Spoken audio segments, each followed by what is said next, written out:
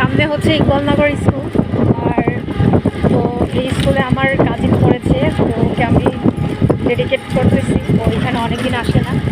এই যে শুরু হলো ইকবালনগর স্কুলের এরিয়া।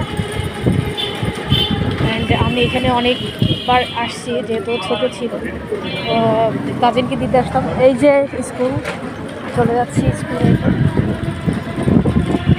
এখন তো এই ভিডিওটি দেখলে অবশ্যই কমেন্ট করবে আমার কাজিন, ওকে অনেক মিস করছি। তো এখন সবাই সবার জায়গা রয়েছে, এক একজন এক এক জায়গায় থাকে। কিন্তু ওদের যে একটা ভালোবাসা বা যে একটা টান, এটা আমি সবসময় মিস করি। তো সবাই ভালো থাকবেন আর দোয়া করবেন। আর দেখেন এই যে ইকবালনগর জামে মসজিদটা খুবই চমৎকার।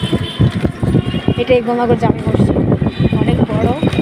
এর পাশে আরেকটা মসজিদ আছে।